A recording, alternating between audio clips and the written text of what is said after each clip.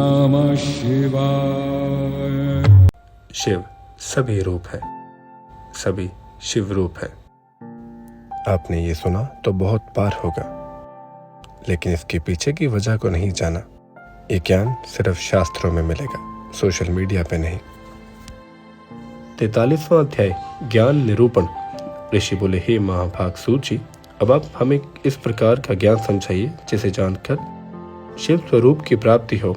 इसी प्रकार सर्वव्यापक तथा सदाशिव ये किस प्रकार के हैं, यह भी हमें सुनाने की कृपा करें। सूत जी बोले, हे ऋषियों, शौनक, नारद, कुमार, व्यास, कपिल आदि ने एक समय सभा की। उसमें यह निश्चय किया कि सारा ब्रह्मांड शिव रूप है एवं सारा संसार शिव रूप है।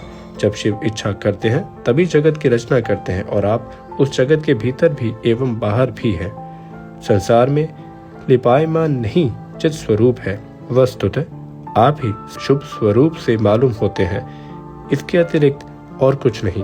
अज्ञान का अर्थ तो चित्त की भांति है। जब अनेक देवताओं को देखा जाता है तभी बुद्धि मंद हो जाती है, किंतु वेदांत जानने वाले अद्वितीय पर ब्रह्म है, ऐसा ही सदा कहा करते हैं। भगवान शिव के अंग रूप प्राणी अज्ञान से मोहित होकर हम अन्य हैं ऐसा मान बैठते हैं, किंतु शिव इस अज्ञान से परे हैं।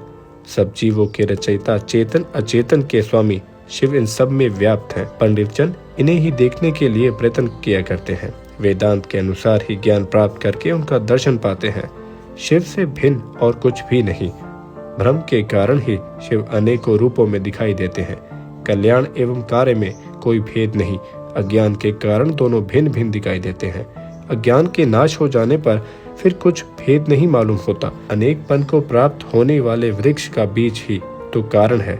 वही बीज वृषभ नष्ट हो जाता है, किंतु फिर भी नष्ट नहीं। इसी प्रकार ज्ञानी तो बीज है एवं विकृति वृक्ष है।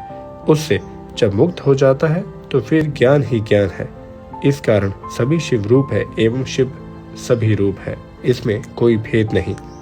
जिस प्रकार सूर्य एक है, उसका जल आदि में प्रतिबिंब पड़ता है तो कई रूप दिखाई देते हैं, उसी प्रकार शिव के एक होते हुए भी ब्रह्म कारण बहुत से रूप दिखाई देते हैं। प्रत्येक प्राणी अहंकार द्वारा अपने कर्म का फल भोगता है। भगवान शिव तो अहंकार रहित, निर्लेप एवं महान है। उन्हें कुछ भी कर्म फल नहीं।